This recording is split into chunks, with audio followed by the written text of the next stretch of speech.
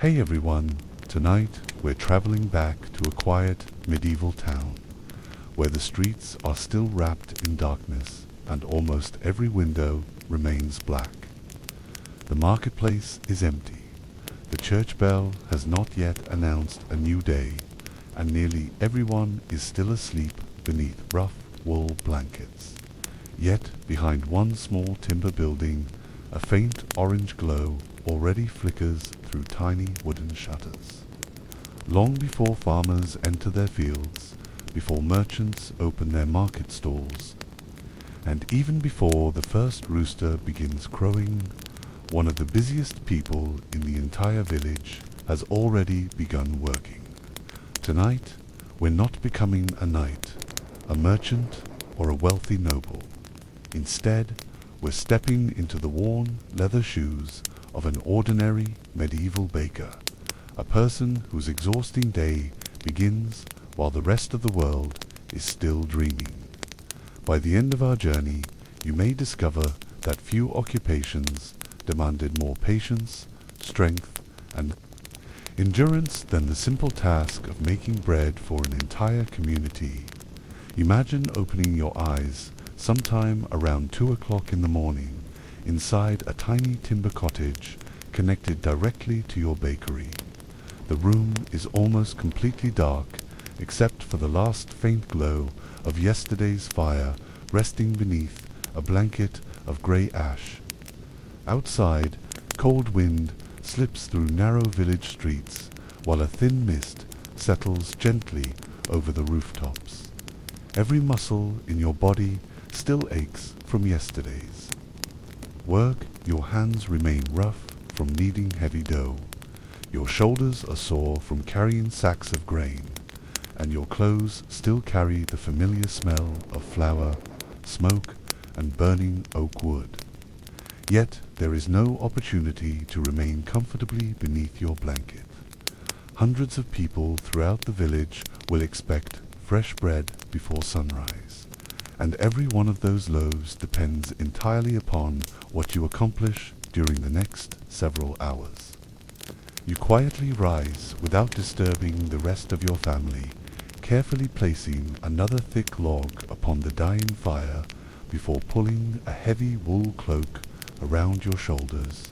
The bakery stands only a few steps away, connected to the cottage by a narrow wooden doorway blackened from years of drifting smoke. As soon as you enter, the familiar scent immediately surrounds you. Dry flour hangs lightly in the air, old timber creaks softly beneath your boots, and enormous wooden tables stand patiently waiting, exactly where you left them the previous evening.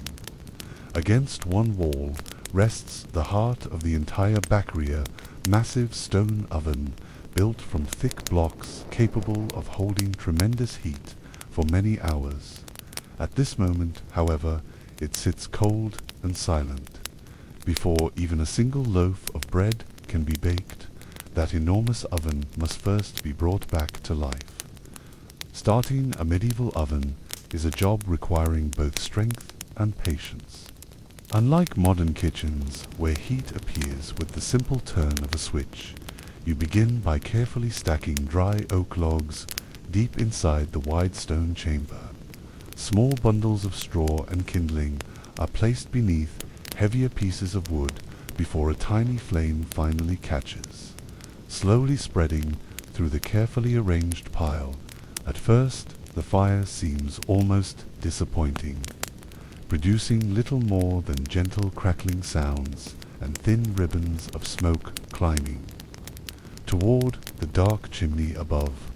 But over the next hour, the flames steadily grow stronger until bright orange light dances across rough stone walls, warming the bakery while filling the room with the comforting smell of burning timber. You cannot rush this process. Stone absorbs heat slowly, and only a properly heated oven can produce the rich golden crust expected by every hungry customer waiting outside when morning finally arrives. While the fire gradually transforms the cold oven into a blazing furnace, your attention turns toward the day's most valuable ingredient, flour. Against another wall stand several large linen sacks filled with finely ground grain collected from nearby mills. Each sack represents months of careful farming, successful harvests, patient grinding, and expensive transportation. Flour is never wasted because replacing it is neither simple nor cheap. You untie the heavy sack, scoop pale flour into a broad wooden trough, and watch tiny white clouds rise into the warm bakery air before gently settling across your sleeves, beard, hair, and work table. Before sunrise has even begun, you already look as though winter snow has quietly fallen inside the bakery itself. Medieval bakers often finished each day almost completely covered in flour from head to toe, making them instantly recognizable wherever they walked throughout the village. Now begins the most physically demanding part of the morning. Into the flour you slowly add fresh water carried from the village well the previous evening, along with a small portion of carefully preserved sourdough starter saved from yesterday's baking. Salt follows, measured carefully because every handful costs valuable money. Then the real work begins. Both hands sink deeply into the heavy mixture as flour and water slowly become thick dough beneath your fingers. There are no electric mixers, no mechanical kneading machines, and no convenient shortcuts waiting to help. Every loaf sold later that morning depends entirely upon the strength of your own arms and shoulders. You push, fold, stretch, and press the growing mass again and again across the rough wooden table. Minutes become half an hour, and half an hour becomes nearly an hour before the dough finally reaches the smooth, elastic texture your years of experience immediately recognize. By then, your breathing has grown heavier. Tomorrow morning, and every morning after that, you will wake once again in darkness to repeat exactly the same exhausting routine. Because without the medieval baker, an entire village would begin its day hungry. By the time the dough has finally reached the perfect texture, the village outside remains almost completely silent. The stars still hang above the rooftops, although their light has begun to fade as the eastern horizon slowly turns from deep black to a soft shade of blue. Inside the bakery, however, it already feels as though an entire day has passed. The stone oven now roars with intense heat, filling every corner of the room with shimmering warmth while your forehead glistens with sweat. Despite the freezing air outside, the contrast is almost unbelievable. Only a few steps separate the icy streets from the blistering heat of the bakery, and throughout the long winter months you would walk back and forth between these two worlds countless times before the sun had even appeared. The dough cannot simply be placed into the oven immediately. Like every living thing in the medieval world, it must first be given time to rest. You carefully divide the enormous mound into smaller portions, each one measured not with modern scales, but through years of practiced experience.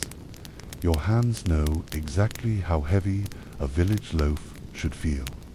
Too little dough, and customers will complain that they have been cheated. Too much, and valuable flour disappears without payment. Every loaf represents a careful balance between generosity, honesty, and survival. As each piece is shaped into a smooth, round loaf, it is placed gently beneath rough linen cloths, where the warmth of the bakery encourages the dough to slowly rise. During these quiet moments, the bakery almost seems peaceful, as though the bread itself is peacefully sleeping before the hardest part of its journey begins. Instead, another endless collection of small but essential jobs demands immediate attention. The large wooden paddles used for placing bread into the oven must be inspected for cracks that could snap beneath the weight of dozens of loaves. Ash from yesterday's baking still lingers around the stone floor and must be swept away before it mixes with today's flour.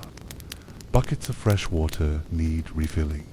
Empty grain sacks must be folded neatly into storage, and the long wooden tables require another quick cleaning despite having already been scrubbed the previous evening. A medieval bakery never truly becomes clean. No matter how carefully you sweep or wipe the surfaces, a fine layer of flour always seems to return within moments, floating gently through the air like pale morning mist before settling upon every shelf, bench, tool, and window ledge. At last, the fire has done its work. The great stone oven glows with stored heat accumulated over several exhausting hours. Before the bread can enter, however, the flames themselves must disappear. This surprises many modern people. Yet, medieval bread was usually baked not beside an active fire, but within an oven whose stones had absorbed tremendous amounts of heat. Using a long iron rake, you carefully drag burning logs and glowing embers toward the front of the oven before pulling them into heavy metal containers. Brilliant orange sparks dance across the bakery floor with every movement, forcing you to step carefully to avoid burning your worn leather boots. Once the burning wood has been removed, a damp cloth attached to the end of a long wooden pole is pushed deep inside the empty oven to wipe away loose ash. Clouds of steam briefly rise from the hot stones, carrying with them the unmistakable scent of scorched oak and fresh moisture. Only now is the oven truly ready to receive the bread that will feed the village. One by one, the risen loaves are gently lifted onto the broad wooden peel. Years of experience have taught you exactly how to move them without destroying the delicate air trapped inside. A careless hand could flatten an entire morning's work in an instant, and another after that until dozens of pale rounds fill the enormous stone chamber. Working quickly is essential.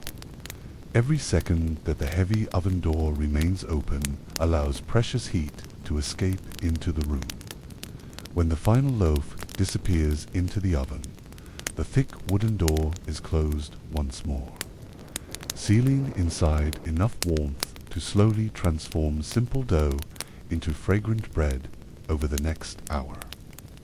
Now comes one of the few moments during the morning when the baker can pause, although even this pause is filled with anticipation rather than relaxation.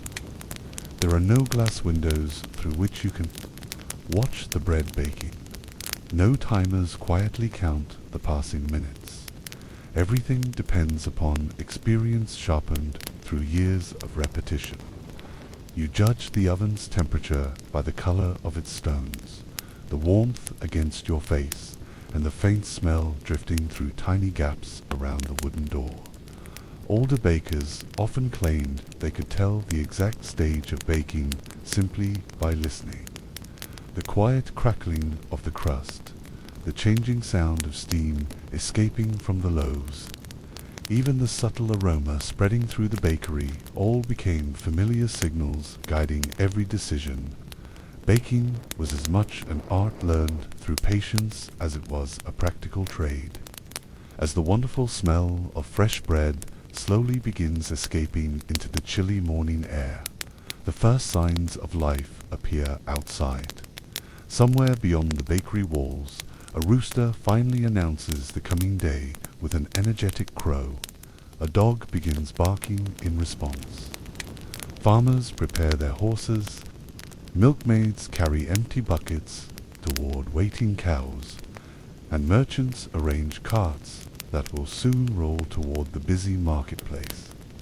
Yet, among all these hard-working people, few have been awake as long as the baker, while the rest of the village stretches awake after a full night's sleep.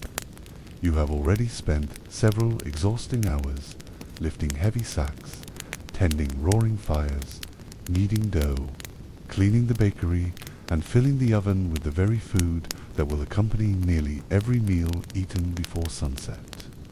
Soon the first customers will arrive carrying small woven baskets beneath their arms. Some will greet you warmly, thanking you for another day's fresh bread. Others will carefully count every coin before deciding whether they can afford a large loaf or only a smaller one.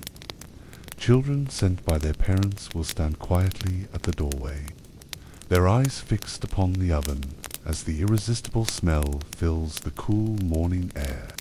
Long before kings issue commands or merchants open their shops, the humble medieval baker has already completed the hardest hours of the day. Yet, as you will soon discover, the morning's work is only the beginning of an occupation that rarely allowed a moment of true rest. The moment the heavy wooden oven door swings open once again, an irresistible wave of warmth and the rich aroma of freshly baked bread spills out into the bakery. Even after years of repeating the same routine nearly every morning, the sight never loses its quiet satisfaction. Row after row of golden loaves now rests upon the hot stone floor, each one slightly different from the next. Some have split beautifully along their crusts, revealing pale interiors pushing gently outward, while others carry darker patches where the heat lingered a little longer. There are no perfectly identical loaves in a medieval bakery. Every piece reflects tiny differences in flour, temperature, moisture, and the baker's own hands. It is this quiet imperfection that reminds everyone they are eating something made by a real person rather than a machine. Using the long wooden peel, you carefully lift each loaf from the oven before placing it upon broad wooden racks where cool morning air slowly hardens the crust. The sound is surprisingly gentle. Tiny crackling noises echo softly through the bakery as the hot bread begins releasing steam trapped inside during baking. Medieval bakers often recognized this quiet chorus immediately. Some believed the bread was simply settling after leaving the oven, while others joked that the loaves were whispering happily after surviving the fire. Whatever the explanation, it was one of the first peaceful sounds heard each morning before the noisy marketplace eventually filled the streets with voices, wagons, livestock, and laughter. Outside, dawn has finally arrived. A soft golden light slowly washes across the timber-framed houses lining the narrow streets, revealing villagers beginning another ordinary day. Smoke rises from chimneys one by one as families light their own hearths, although very few homes possess ovens capable of baking large quantities of bread. Building and maintaining such ovens required enormous amounts of stone, skilled labor, and valuable firewood. For this reason, many ordinary people depended almost entirely upon professional bakers to supply one of the most important foods in their daily lives. Bread was not simply something pleasant to eat. It formed the foundation of nearly every meal. Rich or poor, noble or peasant, almost everyone expected bread to appear upon the table each day if circumstances allowed. Before long, the first customer quietly enters the bakery carrying a small woven basket covered with a folded linen cloth. She is an elderly widow who visits almost every morning at nearly the same time. You know exactly which loaf she prefers without needing to ask. She places several carefully counted coins upon the table, smiles politely, thanks you for rising so early, and slowly makes her way back toward her cottage. Her visit lasts less than a minute, yet it represents something far greater than a simple purchase. Medieval villagers relied heavily upon familiar faces and trusted relationships. The baker knew nearly everyone by name, remembered which families were struggling after poor harvests, recognized children who had recently fallen ill, and quietly noticed when an elderly customer failed to appear after years of faithful visits. The bakery served not only as a place of business, but also as one of the quiet social centers of village life. As the sun climbs higher above the rooftops, more customers gradually arrive. A farmer purchases several large loaves before leading his sons into the fields for another exhausting day of harvesting. A young mother balances a sleeping infant against one shoulder while gently holding the hand of a curious toddler fascinated by the smell of warm bread. Two apprentices from the village blacksmith hurry inside before beginning work beside the roaring forge, laughing together as they carry away fresh breakfast, still warm enough to fill the chilly morning air with fragrant steam. One by one, familiar faces pass through the narrow doorway until the bakery becomes filled with quiet conversation instead of silence. Not every customer can afford the finest bread resting upon the shelves.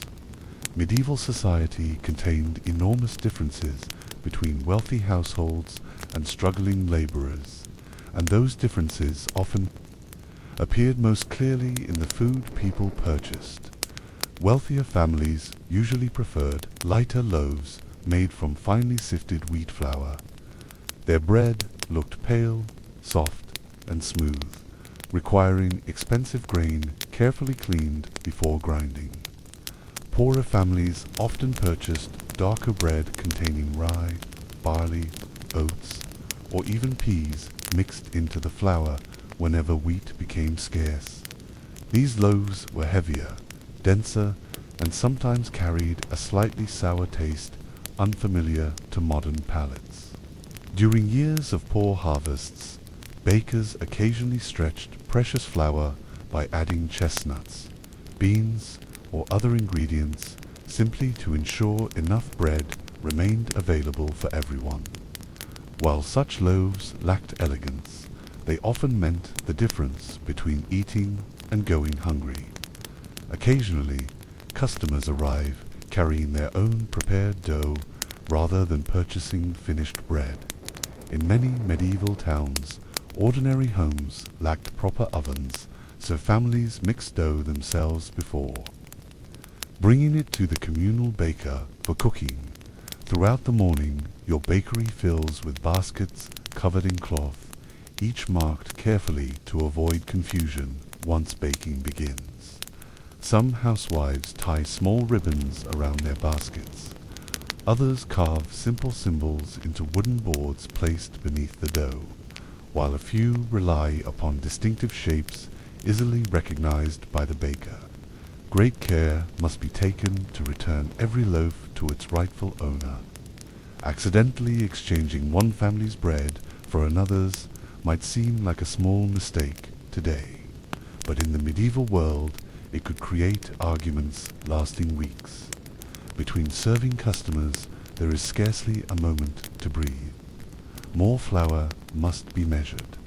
Another batch of dough waits patiently inside its trough, slowly rising in the warmth left behind by the great oven. Wooden shelves require constant cleaning as flour gathers once again in every corner. Empty baskets piled beside the doorway before being returned to their owners. Children occasionally peek through the open entrance simply to watch the baker slide enormous loaves across the long wooden peel, their eyes wide with amazement at the glowing heat inside the stone oven. To them, the bakery almost seems magical, a place where simple handfuls of flour somehow become fragrant golden bread before breakfast. By late morning, the busiest rush has finally begun to slow, but the baker's work is nowhere near complete. while most villagers now carry fresh bread home to enjoy with cheese, onions, butter, or thick vegetable stew, your attention has already shifted toward tomorrow. Grain supplies must be checked. Firewood stacked beside the bakery has grown noticeably smaller after feeding the enormous oven throughout the morning. Dough starter must be carefully preserved so that another day's baking can begin long before sunrise arrives again. There is never a true ending to a baker's work, only a continuous cycle flowing quietly from one day into the next, as dependable and unchanging as the rising sun itself. As the marketplace outside grows louder with merchants calling to customers and wagons rattling across uneven streets, you wipe another layer of flour from your tired hands and take a slow breath. Many people passing the bakery will simply see rows of beautiful bread displayed upon the shelves. Very few will ever witness the long hours of darkness, sweat, aching muscles, roaring fires, and endless labor that made each loaf possible. For the medieval baker, the busiest hours of the day had already passed before most of the village had even finished breakfast. Yet the afternoon would bring an entirely new collection of responsibilities waiting patiently just beyond the bakery door. As the morning slowly drifts into afternoon, many people in the village begin enjoying the busiest hours of their own day. Farmers are scattered across open fields beneath the warming summer sun. Merchants eagerly bargain with travelers in the crowded marketplace, and children laugh as they chase one another through narrow streets between timber-framed houses. To an outsider passing by, it might appear that the baker's work has finally come to an end. After all, the shelves that only hours ago overflowed with warm loaves are now nearly empty, and the long line of hungry customers has disappeared. But this quiet moment is only an illusion. For the medieval baker, the work simply changes rather than stopping. Bread may already be sold, yet tomorrow's bread has already begun demanding today's attention. The first task is always taking stock of what remains. You slowly walk around the bakery, counting every sack of flour stacked neatly against the wall.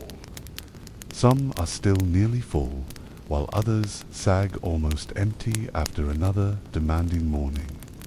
Each sack represents countless hours of labor performed by people you may never even meet. Somewhere beyond the village, farmers spent months plowing fields with heavy wooden plows pulled by patient oxen. They scattered precious grain by hand, prayed constantly for favorable weather, harvested every stalk with curved sickles beneath the summer sun, and finally carried wagon loads of wheat to the village mill. There, another hard-working family transformed the grain into fine flour using the steady turning of a water wheel or windmill. Only after all of those efforts could the baker finally begin making bread. Holding a simple handful of flour suddenly feels very different when you imagine the enormous chain of labor hidden behind every single grain. You make careful notes, not on paper, which remains expensive and uncommon for ordinary craftsmen, but within your memory. Experienced bakers develop astonishing memories over the years. They know exactly how much flour remains without weighing it, how many bundles of firewood will last until the end of the week, and how many loaves different families usually purchase before major religious festivals. Their minds quietly become living account books, storing hundreds of small details that determine whether the bakery continues operating smoothly or faces unexpected shortages, forgetting to order more grain before winter or misjudging how much wood remains for the oven could leave an entire village without fresh bread for days. Before long, another cart slowly rattles into the yard outside the bakery. The familiar miller has arrived, his sturdy horse pulling a wagon loaded with newly ground flour covered carefully beneath thick canvas sheets. Flour deliveries are always important moments, for they carry both relief and uncertainty. You greet the miller warmly, exchanging news about the surrounding countryside while together unloading the heavy sacks. He speaks of recent rainfall that has helped nearby wheat fields, but also mentions rumors of insects damaging crops farther north. Such conversations may sound ordinary, yet they carry enormous importance. A poor harvest in distant villages could eventually drive flour prices higher everywhere, forcing bakers to make difficult decisions about how much bread they can afford to sell. Each sack weighs far more than most modern shoppers imagine. Lifting one onto your shoulder immediately reminds you why bakers often developed broad backs and powerful arms. Despite never wielding swords or working beside blacksmiths' forges, the rough fabric scratches against your neck while fine white dust escapes through tiny openings, coating your hair and clothing yet again, one after another. The sacks disappear into the storage room until every muscle in your body begins protesting from the effort. There are no forklifts, pulleys, or mechanical lifts waiting to assist. Every pound of flour reaches the bakery through human strength alone. The afternoon also brings another important responsibility that many people rarely consider: preparing special orders. While ordinary villagers purchase simple, round loaves each morning, wealthier households occasionally request something more elaborate for weddings, feast days, religious celebrations, or important guests. Perhaps the local manor has asked for braided loaves decorated with simple patterns pressed into the dough. Maybe the nearby monastery requires dozens of smaller rolls for an upcoming holy feast. At other times, travelers staying at the village inn have placed unusually large orders before continuing their journey the following day. Every request must be remembered carefully, because disappointing an important customer could damage the baker's reputation for many years. Creating these special loaves demands patience rather than speed. Instead of quickly shaping ordinary rounds, your hands now twist long ropes of dough into elegant braids, gently score decorative lines across the surface using a small knife, or press simple wooden stamps into the soft dough before it rises. These decorations are modest by modern standards, yet in a medieval village they transform an everyday loaf into something worthy of celebration. Bread often became the centerpiece of important meals, and a beautifully shaped loaf quietly reflected the care and generosity of the family offering it to guests. Not every afternoon passes peacefully. Occasionally someone enters the bakery carrying complaints rather than coins. A customer believes yesterday's loaf became stale too quickly. Another insists the bread weighed slightly less than expected. Someone else argues that the crust was darker than usual. Such disagreements are unavoidable in every profession, yet they weigh heavily upon an honest baker. Reputation means everything in a small medieval community. Word travels remarkably fast between neighboring cottages, and one unhappy customer can easily become the subject of conversation throughout the marketplace before sunset. For this reason, experienced bakers often choose generosity over argument, quietly replacing a questionable loaf rather than risking the trust built over decades of careful work. During quieter moments, apprentices finally receive the attention they have patiently awaited all day. Most medieval bakers do not work entirely alone forever. Young boys, sometimes no older than 12 or 13, begin learning the trade after being placed under the guidance of an experienced master. Their education involves far more than simply mixing flour and water. They must learn how different grains behave during wet and dry seasons, how to judge the oven's temperature without instruments, how to recognize spoiled flour by its smell alone, and how to serve customers with honesty and respect. Every lesson is demonstrated through repetition rather than written instruction.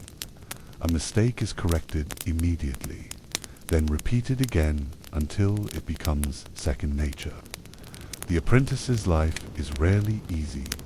Long before dawn, he sweeps the bakery floor, carries buckets from the village well, chops firewood into smaller pieces, and hauls heavy sacks across the storage room. His hands quickly become rough, his clothes permanently dusted with flour, and his sleep interrupted every night by the demanding schedule of the bakery. Yet despite the hardship, he watches the master carefully, hoping that one day the bakery itself, for perhaps one of his own, will become his responsibility. Every loaf baked today quietly shapes the craftsman he will eventually become years from now. As the afternoon sun begins its slow journey toward the western horizon, the bakery grows noticeably quieter. Warm golden light filters through tiny leaded windows, illuminating dancing particles of flour still, floating gently through the air. The great stone oven, which roared like a living beast before sunrise, now radiates only gentle warmth after hours of constant use. For the first time since waking deep in the night, you allow yourself a few moments to sit upon a worn wooden bench, rubbing tired hands together while listening to the distant sounds of the marketplace slowly fading into evening. Yet even during this peaceful pause, your thoughts refuse to rest. Before darkness falls, tomorrow's sourdough starter must be checked once again. Firewood must be stacked close to the oven before the night grows cold. Water buckets need refilling, tools require cleaning, and the bakery itself must be left ready for another day that will begin long before the first rays of sunlight ever touch the rooftops of the sleeping village. For a medieval baker, there is no true finish line, only another quiet evening preparing for another exhausting morning that is already drawing closer with every passing minute. By the time evening slowly settles across the village, most people finally begin looking forward to rest. Farmers guide tired oxen back toward their wooden barns after spending the entire day beneath the open sky. Blacksmiths allow the glowing coals inside their forges to fade into darkness, while merchants carefully count the last of their coins before locking away valuable goods for the night. Children, exhausted from running through dusty streets, gradually disappear inside their homes as mothers prepare simple suppers over crackling fires. From a distance, the entire village seems to breathe more slowly as daylight quietly gives way to another peaceful medieval evening. Yet, inside the bakery, the day's responsibilities are still far from finished. Tomorrow's bread has already begun demanding tomorrow's labor, and every successful morning depends entirely upon what happens before sleep finally arrives. The first responsibility is perhaps the most important of all. Despite appearing surprisingly small, resting inside a simple wooden bowl is the sourdough starter that has quietly served your bakery for months, perhaps even years. To modern eyes, it resembles nothing more than a thick paste of flour and water, but to a medieval baker it is something far more valuable. Hidden within this humble mixture lives the invisible life that gives bread its gentle rise, delicate texture, and familiar flavor. Without it, tomorrow's loaves would emerge heavy, dense, and disappointing. Every evening, you carefully feed this precious starter with fresh flour and clean water, stirring it slowly until it becomes smooth once more before placing it in the warmest corner of the bakery. It is a quiet ritual performed almost without thought, yet forgetting it even once could ruin the following day's work before sunrise ever arrives. Many medieval bakers treated their sourdough starter almost like another member of the household. Older craftsmen sometimes claimed their starter had been passed down from fathers and grandfathers, carrying decades of careful baking within every spoonful. Whether such stories were entirely true hardly mattered. The starter became a symbol of continuity, connecting countless mornings together through one simple tradition, repeated faithfully day after day, in an age without written recipes, thermometers, or scientific understanding. Experience was preserved through habits like these, quietly handed from one generation to the next.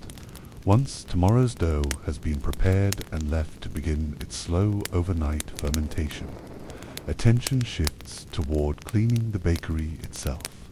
At first glance, the room hardly appears dirty. After all, flour seems harmless enough compared to mud from the fields or soot from a blacksmith's forge. Yet flour possesses an almost magical ability to settle everywhere. It hides beneath tables, clings stubbornly to shelves, gathers inside wooden cracks, and coats every tool with a fine white layer before anyone notices.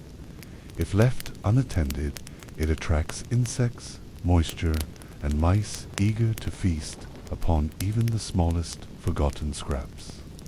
Therefore, every evening becomes another battle against the endless dust created by the baker's own craft. You sweep the rough wooden floor carefully from one end of the bakery to the other, gathering flour, ash, and tiny fragments of crust into neat piles before carrying them outside. Large mixing troughs are scrubbed clean using little more than warm water, coarse cloth, and determined effort. There are no chemical cleaners or convenient running taps. Every bucket must be carried by hand, often from the village well several streets away. Even after an entire day's labor, tired arms once again lift heavy water buckets simply to prepare the bakery for another exhausting morning. By the time the final table has been wiped clean, your shoulders ache more than they did while kneading dough before dawn. Outside, twilight paints the sky with soft shades of amber, purple, and deep blue. Through the bakery window, you watch villagers gradually making their way home, carrying bundles of firewood, baskets of vegetables, or the last purchases from the marketplace. Laughter occasionally drifts through the cool evening air as neighbors exchange stories about the day's events before disappearing behind heavy wooden doors. Somewhere nearby, someone begins playing a simple tune upon a small wooden flute, its quiet melody floating gently across the rooftops. For just a few moments, you pause beside the doorway, breathing deeply while enjoying the rare stillness that settles over the village, between the busy afternoon and peaceful night. But even this peaceful view reminds you of another responsibility waiting just outside the bakery walls.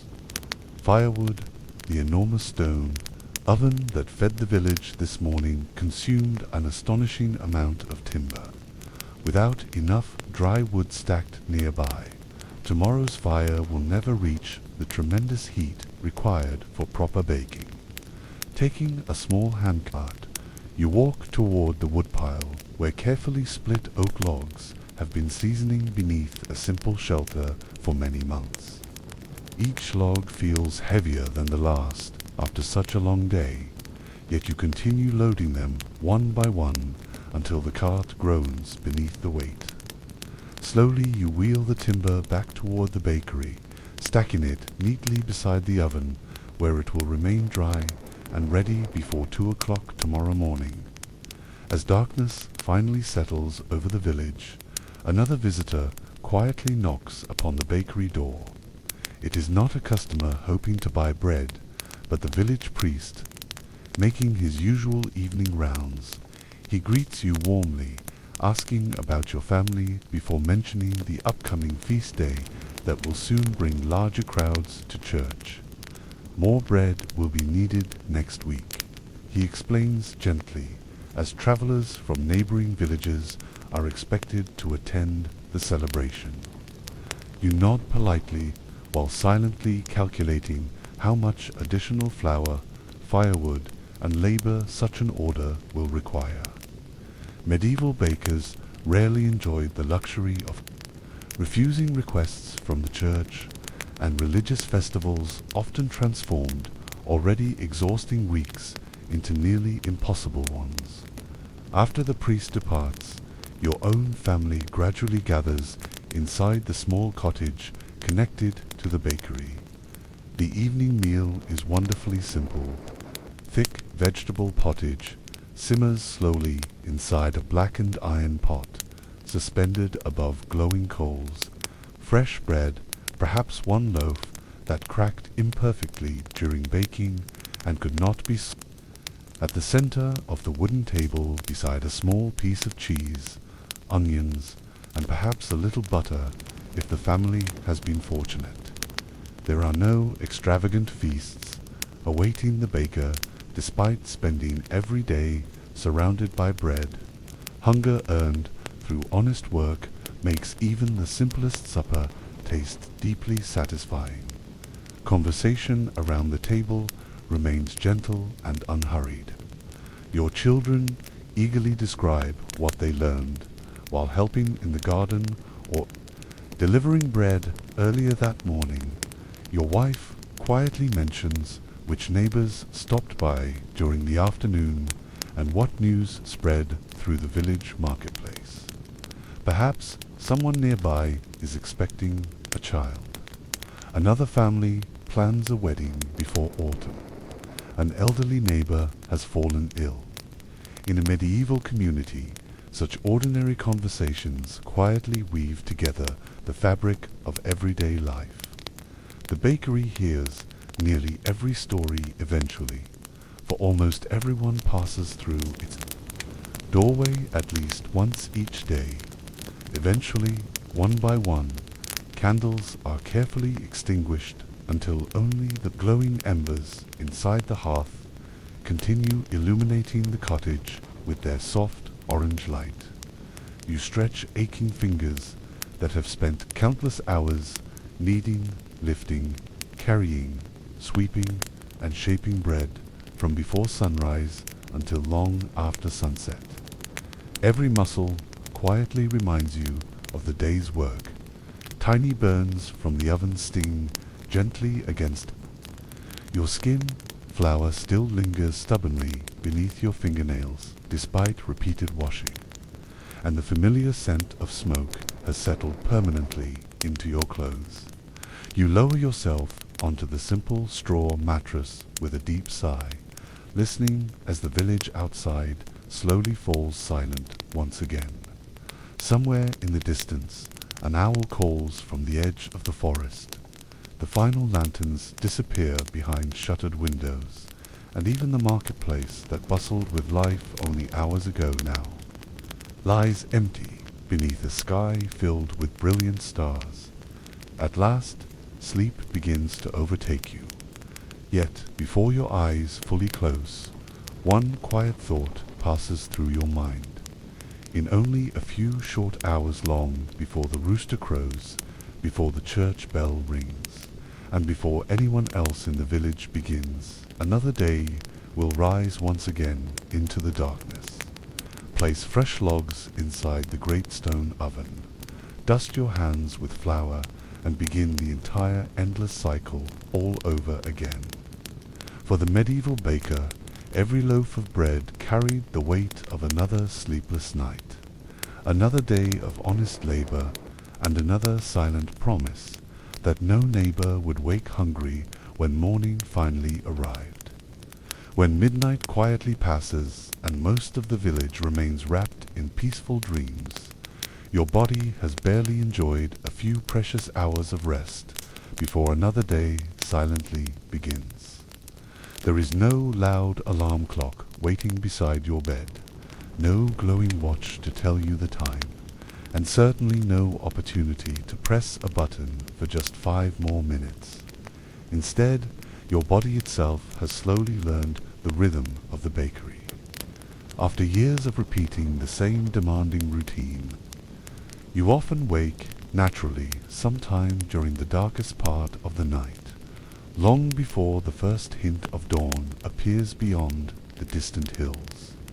For a few brief moments, you lie perfectly still beneath the rough wool blanket, listening to the remarkable silence surrounding the cottage.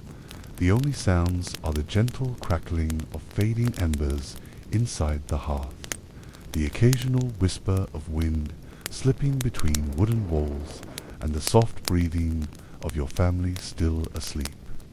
Nearby, it is perhaps the quietest moment the village will experience all day. Yet, for you, it marks the beginning of another long journey. You slowly rise once more, careful not to wake anyone. Every movement reminds you of yesterday's labor. Your shoulders remain stiff from lifting flour sacks. Your palms still feel rough where the coarse wooden kneading table rubbed against your skin, and small burns across your fingers continue stinging each time. They brush against your clothes. In the modern world, many people might call such constant discomfort a reason to stay home and recover. Medieval life, however, rarely offered that luxury. Bread could not wait because hunger never waited. Whether your muscles ached or your back protested, with every step made little difference. To the dozens of families depending upon fresh loaves each morning, responsibility often outweighed comfort, and few professions understood that truth more deeply than the village baker. Stepping outside, you pause for a moment beneath the enormous night sky. Above you stretches a breathtaking sea of stars untouched by electric lights or the distant glow of modern cities. The Milky Way shines brilliantly across the heavens, while the pale moon quietly illuminates empty streets lined with timber-framed cottages standing peacefully beneath their thatched roofs. A thin layer of frost has settled across wooden fences, barrels, and wagon wheels during the cold night. Your boots leave crisp footprints upon the damp earth as you cross the small yard toward the bakery door. In these lonely moments, it almost feels as though you are the only person awake in the entire world. Inside the bakery, yesterday's carefully prepared dough has changed dramatically while everyone slept. The sourdough starter worked patiently throughout the night, filling the mixture with countless tiny bubbles of air invisible to the eye but impossible to ignore. You gently uncover the large wooden trough and smile with quiet satisfaction. The dough has doubled in size, rising softly beneath its linen covering exactly as experience predicted. This silent transformation still feels almost miraculous, despite witnessing it every day. Without speaking a single word or requiring any attention throughout the night, the humble mixture of flour and water has quietly prepared itself for another morning's baking. Medieval bakers may not have understood the invisible world of yeast and fermentation, but they certainly respected its mysterious power. Running your fingers gently across the surface, you immediately notice whether everything has gone according to plan. A properly fermented dough feels alive beneath your hands. It springs back slowly when pressed, carries a pleasant, slightly sour aroma, and stretches smoothly without tearing. Occasionally, however, nature refuses to cooperate. During unusually cold winters, the dough may rise far too slowly. In the hottest days of summer, it can become overly active, threatening to collapse before reaching the oven. Every season demands tiny adjustments learned only through years of observation. No written instruction can replace the quiet understanding that develops between an experienced baker and the living dough resting before him. The great stone oven, now cold once again after yesterday's labor, patiently waits for another roaring fire. You begin arranging fresh oak logs stacked carefully the previous evening. Larger pieces are placed toward the back, smaller branches beneath them, and dry straw tucked gently into the spaces between.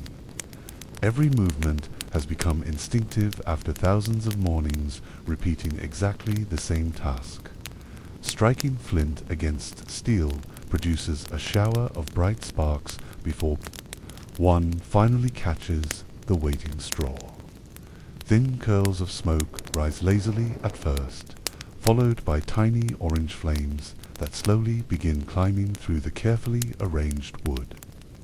Within minutes, the bakery fills once again with the comforting sounds of crackling timber and the familiar scent of burning oak. As the fire steadily grows stronger, another important visitor quietly arrives through the doorway. It is your young apprentice, still rubbing sleep from his eyes beneath the hood of an oversized wool cloak. He offers a polite greeting before immediately setting to work without needing instructions. First, he sweeps yesterday's remaining ash away from the oven entrance. Then, he fills fresh buckets from the nearby well before carefully arranging wooden bowls, linen cloths, and mixing tools across the work tables. Though still young, he already understands that every minute before sunrise matters. A delayed task now could easily become an unhappy customer later in the morning. Working beside one another in comfortable silence, master and apprentice gradually bring the bakery back to life. Words are rarely necessary because both understand the rhythm of the morning. One measures flour while the other prepares the work table. One checks the fire while the other cuts fresh dough into equal portions. Years of working together create an almost wordless partnership where each movement naturally follows the next. It is a quiet dance performed not for entertainment but for survival, repeated faithfully through every season, every year, and eventually every generation. Outside, the village remains asleep, completely unaware of the invisible labor already unfolding behind the bakery walls. A passing traveler might notice only the faint orange glow escaping through tiny wooden shutters, and wonder briefly who could possibly be awake at such an impossible hour they would never see. The flour floating gently through the warm air like pale morning fog. They would never hear the heavy rhythm of dough striking wooden tables or feel the intense heat radiating from the growing fire inside the oven. By the time the rest of the village opens its eyes, much of the hardest work will already have been completed once again, as another batch of carefully shaped loaves rests beneath linen cloths, awaiting their turn inside the oven. You pause for only a brief moment to stretch your aching back. Through the small bakery window, the eastern horizon has just begun showing the faintest trace of silver beyond the distant fields. Morning is approaching once again. Soon the first rooster will crow, church bells will echo across the rooftops, and familiar customers will begin gathering outside with empty baskets beneath their arms. For them, it will feel like the beginning of a brand new day. For the medieval baker, however, it is simply the continuation of yesterday, carried forward through endless nights of quiet dedication, tired hands, and the comforting promise that no matter how difficult life became, warm bread would once again greet the village before the sun itself. As the days quietly become weeks and the weeks slowly drift into months, you begin to realize that the greatest challenge of being a medieval baker is not the heat of the oven, nor the endless kneading of heavy dough, nor even the impossibly early mornings. The true challenge is that the work never truly changes. There are no weekends waiting at the end of a busy week, no holidays where the village suddenly decides it no longer needs bread, and certainly no opportunity to close the bakery simply because you feel exhausted. Hunger follows its own calendar, entirely indifferent to your aching muscles or your desire for a little more sleep. Every sunrise brings the same expectation. Every family still needs breakfast. Every traveler still hopes to buy a loaf before continuing down dusty roads. Every child still waits for the comforting smell of fresh bread drifting through the marketplace. The rhythm becomes so constant that your own life slowly begins, revolving around the bakery rather than the changing seasons beyond its walls. During spring, the bakery carries a special feeling of quiet optimism. Outside, orchards bloom with pale white blossoms. Wildflowers slowly cover nearby meadows, and birds fill the morning air with cheerful songs long before the church bell rings. Farmers speak excitedly about new planting, while children once again play outside after the long winter. Yet inside the bakery, remarkably little changes. The oven still demands fire before dawn. Flour still covers your sleeves within minutes of beginning work. Dough still requires patient kneading beneath tired hands. The seasons transform the countryside into constantly changing paintings, but the baker's routine remains almost exactly the same. Occasionally, while opening the bakery door before sunrise, you pause for just a moment to admire the scent of fresh spring air drifting across the village. It is one of the few small luxuries your profession quietly offers. Summer, however, brings challenges of an entirely different kind. The great stone oven that felt wonderfully comforting during icy winter mornings now becomes almost unbearable beneath the blazing afternoon sun. Inside the bakery, temperatures rise so dramatically that sweat begins forming almost immediately after lighting the fire.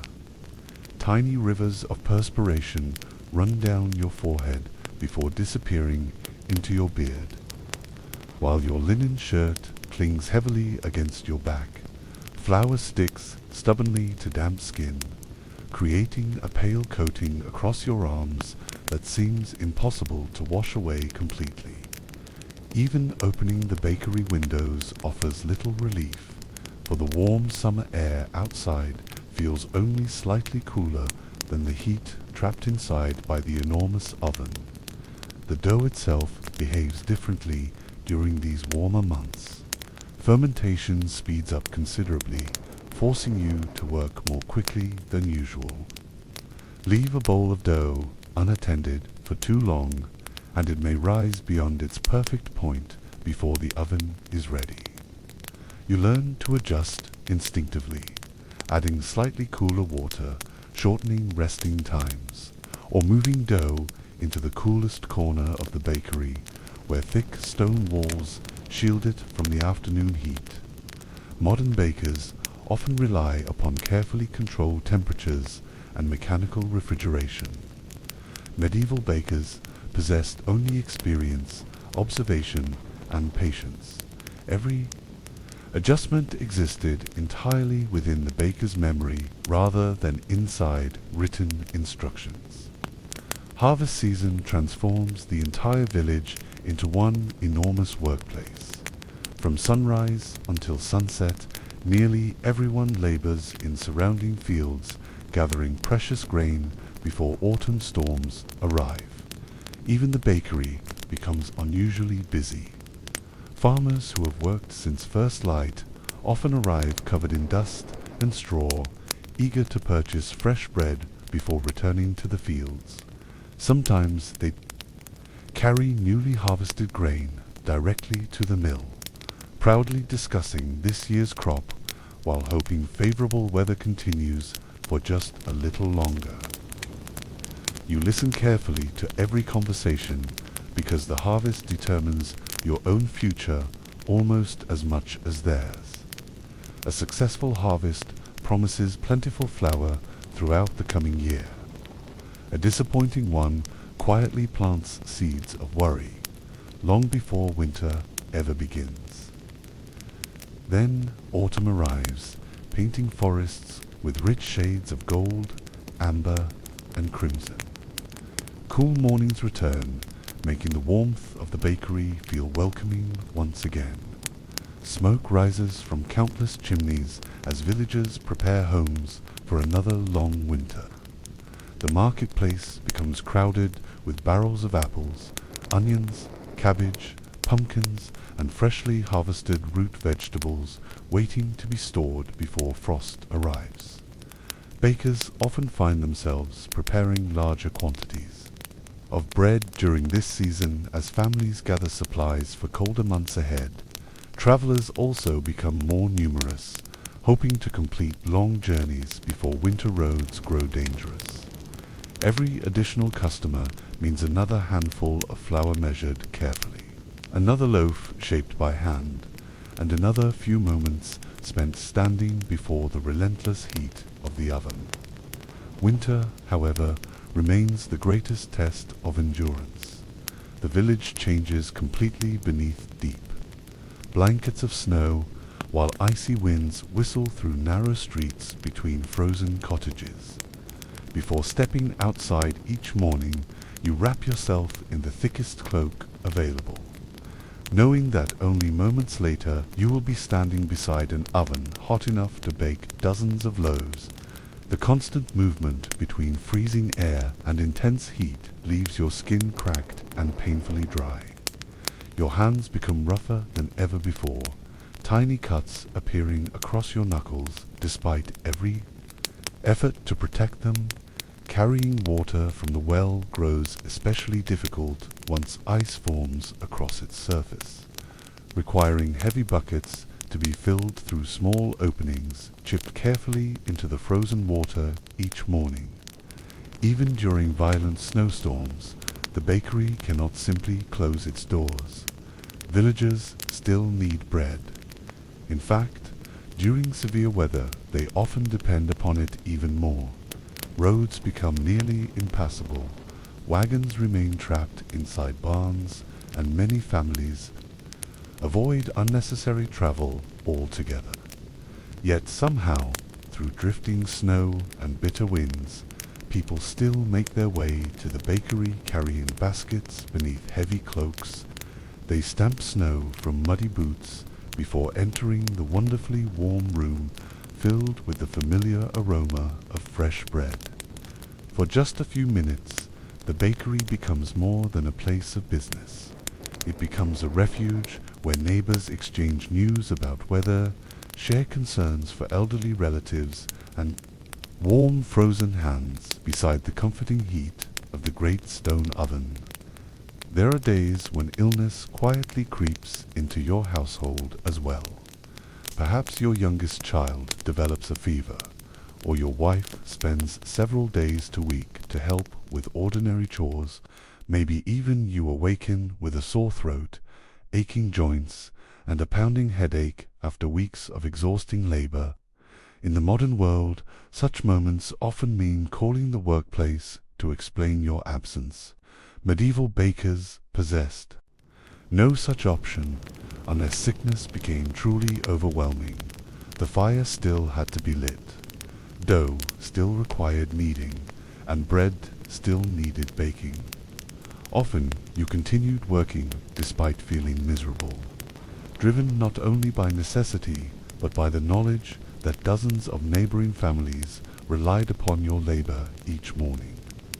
As another year quietly passes, you begin noticing subtle changes in yourself. The young apprentice who once struggled lifting flour sacks now carries them, almost effortlessly. Your eldest child has learned how to shape small loaves beneath careful supervision.